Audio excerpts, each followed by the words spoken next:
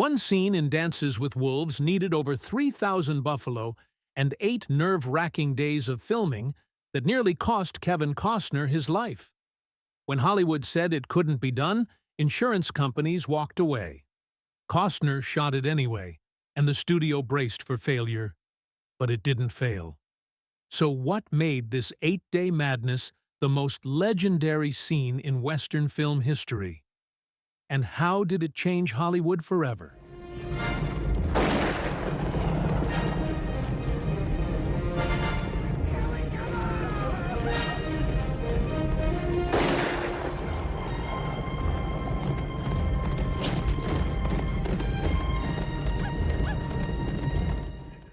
Fake props. Real police. The shoot was going smoothly, the story was strong, and the performances were locked in. Then, out of nowhere, something unbelievable happened in the middle of production out in South Dakota. Police cars screeched onto the set. Officers jumped out with their guns drawn, and everyone froze. A terrified local had called 911 to report what looked like a massive slaughter. Hundreds of dead buffalo scattered across the plains, blood everywhere. Can you guess which scene we're talking about? When the officers finally got close, the deep sigh of relief could be felt. As it turned out, those dead buffalo were fake, perfectly built foam rubber props. Kevin Costner's company, TIG Productions, had dropped $250,000 to make them look real, and it worked a little too well. The cops ended up laughing, holstering their guns, and shaking their heads at how lifelike everything looked. That moment said everything about this movie. They weren't making a standard Hollywood Western. They were building something that had to feel real, something audiences would believe down to the last hoof print. Those fake buffalo were just the insurance policy. The real spectacle came from what happened when they brought in actual live buffalo. 3,500 of them. The largest privately owned herd anywhere on Earth. The close-ups needed calmer animals, so the team borrowed a few famous ones. Neil Young loaned his buffalo, Mammoth. A local meat company sent over their mascot, Cody. Cody had a funny quirk. He was obsessed with Oreo cookies. If someone held one up, even from a football field away, he'd charge straight for it like a missile. That's how they shot the scene where Smiles-A-Lot gets charged by a buffalo. No CGI, no green screen, just Cody, a cookie, and actors praying he stopped in the right spot. Off camera, a handler waved the Oreo, and the massive animal did exactly what the scene demanded. It sounds insane, and it kind of was. Mike Kenny, who originally auditioned for a small part but ended up as the on-set medic, saw everything up close. He patched up Costner more than once after rough wrestling scenes and treated cinematographer Dean Semler's daughter when she got thrown from her horse. She'd been working as a wrangler when her horse spooked, sending her flying and breaking both wrists. Then came the worst moment of all. During a riding sequence, an extra was thrown and suffered spinal injuries that left him paralyzed. The production settled quietly, but the tragedy weighed on everyone who stayed. It reminded them how close to disaster they were living every single day. Any other studio movie would have shut down right there. The insurance company would have yanked coverage, and the executives would have called it off. But not this one. They kept rolling, kept chasing a level of realism that no one had ever attempted. Every frame came at a cost, but they believed one impossible scene would change everything. And somehow, it did. So what was the scene that pushed them to risk it all? And why did everyone in Hollywood believe this one project would destroy Kevin Costner's career? Mission Impossible. From the very start, the logistics behind Dances with Wolves were flat-out wild. The crew had to juggle 30 filming locations spread across South Dakota and Wyoming, not studio backlots, not controlled environments, But raw open land with no roads, no power, and no safety nets. Everything had to be built from scratch. They brought in 400 Native American extras who actually lived on set inside more than 30 real teepees for months at a time. These weren't Hollywood props. They were genuine homes built the traditional way. The production also had to handle 300 horses, 3,500 buffalo, and 2 wolves named Buck and Teddy. For any seasoned director, that's a nightmare of logistics. But this wasn't a veteran filmmaker running the show. It was Kevin Costner, a first-time director who was also starring in nearly every major scene. Before this, the only thing Kevin had directed was a short film nobody ever saw. Every studio that read the script said no. A 3-hour Western full of subtitles and no big commercial hook sounded like financial suicide. So Kevin put his own money on the line, $2 million of it, toward an $18 million budget. Insiders started calling the project Kevin's Gate, comparing it to Heaven's Gate, the infamous Western that bankrupted United Artists and wrecked Michael Cimino's career. Then came the weather. The shoot dragged on for 108 days between July and November. South Dakota's climate went from freezing 20-degree mornings to blistering 100-degree afternoons, all in the same week. The costume team had to prep for snow, heat waves, and rainstorms, sometimes all in a single day. Schedules changed by the hour, and nobody ever knew if they'd be shivering or sweating when the cameras rolled.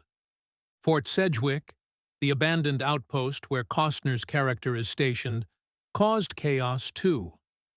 There's a small pond seen in several scenes, but it kept vanishing overnight because of a brutal drought. Water trucks had to refill it every morning just so the set would look consistent. It became a running joke among the crew. We're filming at the only fort in America where the pond disappears before lunch. The wolves were another story. Buck and Teddy were trained but still wild enough to scare professionals. During one scene, one wolf bit its trainer and chased him clear off set. The man quit on the spot.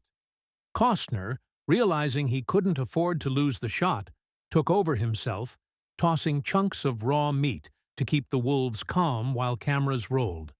The cast learned how to howl to get the animals' attention.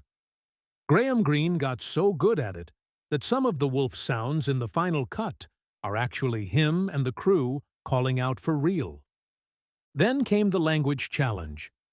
Doris Leader Charge, a Lakota instructor from Sinta Gleska University, was brought in as a dialect coach, even though she'd never seen a Hollywood script before. Nearly a quarter of the film's dialogue was written in Sioux Lakota, and the cast couldn't speak a word of it. Doris translated every line, coached pronunciation, and even ended up with a small role as Pretty Shield. But there was one big oversight. Lakota is gendered. Men and women use slightly different words. Nobody on set knew that.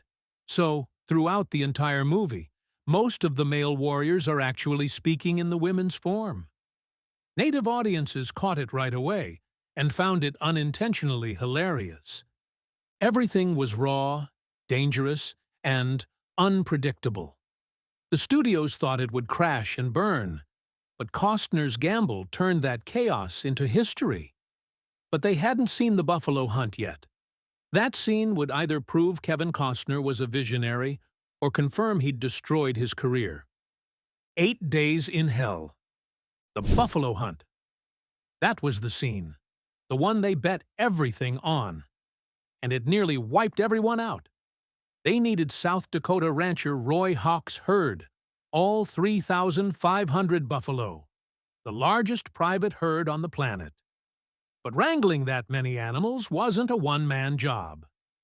They brought in 20 professional wranglers, 24 Native American drivers who actually understood how buffalo moved, 150 extras, 10 pickup trucks with mounted cameras, and a helicopter to catch the chaos from above. The logistics were brutal. The crew started work at 5 in the morning, rounding up buffalo and guiding them into position across miles of open prairie. By late morning, they'd hope, just hope, that everything lined up. Then came the real gamble. Once the buffalo started running, there was no stopping them. No yelling cut. No do-overs. The crew had maybe 5 to 8 minutes each day to get the footage before the animals scattered. One bad camera angle, one missed mark, one actor out of place, and the whole day was gone. They'd have to start again the next morning, rebuilding every setup from scratch. That went on for 8 straight days. 8 days of managing a stampede that could flatten anyone in its path. Every camera operator, every rider, and every wrangler had to be perfect. Kevin Costner refused to use a stunt double for the main shots. He wanted audiences to see him in the middle of that chaos. During one take, his horse bucked, sent him flying, and slammed him into the dirt. He got up bleeding, dizzy, and still yelling for the crew to keep rolling. He grabbed his stunt double's horse, climbed back on, and finished the scene. That's the kind of madness driving the production. No insurance rep yelling, "Stop!" No second unit waiting on standby. Just pure grit. Kevin did almost all his own stunts throughout the film, roughly 95% of them. If he got thrown, he got back up. If he got cut, the medic patched him on set, and he went again. The movie was built on obsession. They couldn't use wild buffalo for the close-ups, though. That's where Mammoth and Cody came in. Mammoth belonged to rock legend Neil Young and was surprisingly calm around people. Cody, on the other hand, was unpredictable until his handler figured out a trick. He loved Oreo cookies. The moment he saw one, he'd charge straight for it, like a rocket. That's exactly how they filmed the scene where Smiles-A-Lot gets charged. There were no camera tricks, just Cody chasing his cookie while the actor stood frozen in very real fear. The panic you see on screen was pure survival instincts. For shots too dangerous even for Cody, they used animatronics. TIG Productions spent $250,000 building a mechanical buffalo so advanced it could twitch and breathe on cue. It looked so real that one passerby called the cops, thinking a massacre had happened on set. Every dollar, every bruise, every risk came down to one thing: authenticity. Safety came second. The budget came last. That one choice was either going to make Kevin Costner a legend or end his career for good. But the real question is, just how many rules did they shatter to make it happen? The risk no one talks about. Traditionally, Sioux warriors rode without saddles or stirrups, just man and horse moving together as one. Kevin Costner wanted that level of realism on camera, but the actors weren't exactly thrilled. Riding bareback at full speed next to 3,500 stampeding buffalo sounded less like authenticity and more like a death wish. So the production found a workaround.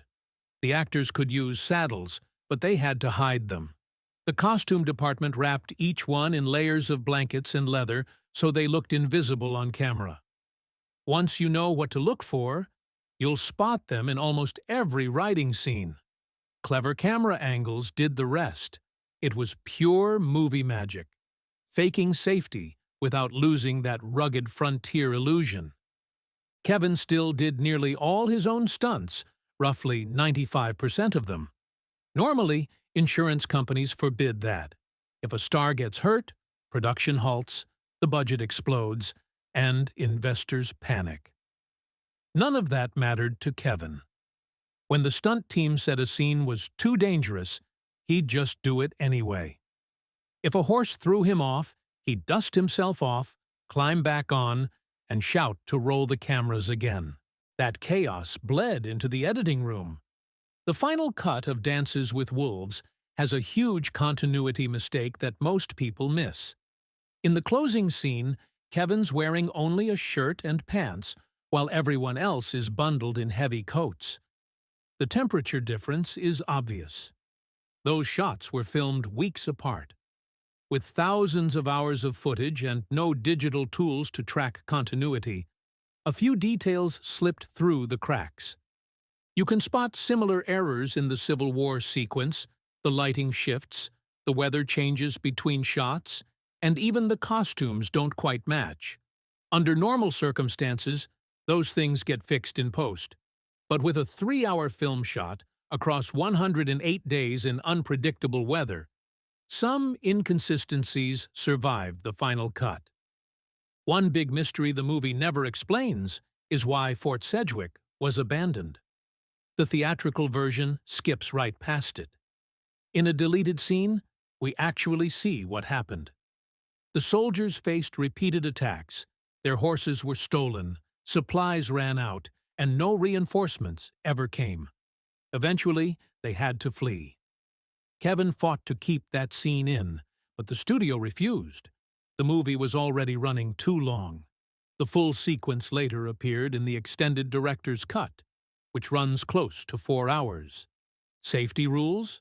Practically none. Today's film sets have strict animal handling protocols and distance regulations. Back then, most didn't exist, and even by late 80s standards, this shoot was reckless. The crew pushed limits daily. Despite the chaos, Dances with Wolves gave Native American actors unprecedented visibility. About 150 Sioux extras from the Rosebud Reservation worked on the film, bringing cultural accuracy and much-needed economic opportunity. The Sioux Nation later honored Kevin with an adoption ceremony, tying an eagle feather in his hair, a gesture of deep respect. But that bond didn't last forever. Years later, Kevin tried to buy sacred land in the Black Hills to build a resort. The Sioux saw it as a betrayal. Those hills are spiritual ground, not business property. After a massive backlash, he walked away from the project in 2013. The damage, though, was already done. All those risks, all those rules were tossed out the window. All that noise and backlash. Did any of it actually count for anything in the end? Did that single wild scene really shift the course of Hollywood filmmaking? Ripple effect. Kevin Costner had a clear vision when it came to casting. The character Stands with a Fist was inspired by a real woman named Cynthia Ann Parker, a white girl captured by Comanche warriors in the year 1836. She was only 9 years old. She grew up within the tribe, married a Comanche man named Peta Nokana, and had children. Later, white soldiers found her again and dragged her back to a world she no longer belonged to. Her life was tragic, haunting, and deeply human. Exactly what Kevin wanted to show on screen. When the studio first mentioned Mary McDonnell, Kevin said no instantly. She was 37, older than what most producers wanted for a lead. Kevin wanted someone whose face told stories, a woman who looked like she'd lived through hard winters and lonely years, not a polished Hollywood beauty. Mary still showed up for the audition. What she delivered in that room changed everything. She gave the character a raw, emotional depth Kevin hadn't imagined. Her command of the Lakota language stunned the crew. She understood what it meant to live between two worlds, and her performance turned out to be one of the film's strongest pillars. Kevin also turned the set into a kind of family camp. His 6-year-old daughter, Annie, played the younger version of Stands with a Fist. That role launched her acting career. She later showed up in Waterworld, The Postman, and The Babysitter's Club. His wife, Cindy, and their other children appeared in the background of a massacre scene. Joe chasing chickens, Lily holding puppies. Annie was the only one with lines. When asked why, Kevin said he just wanted his family close. The production ran for 108 days, far from home, and he didn't want to miss that much time with them. The studio pulled a quiet trick during marketing. They made two totally different campaigns, one for men and one for women. For women, they sold it as a love story, sweeping landscapes, emotional close-ups, and a romance caught in a dying world.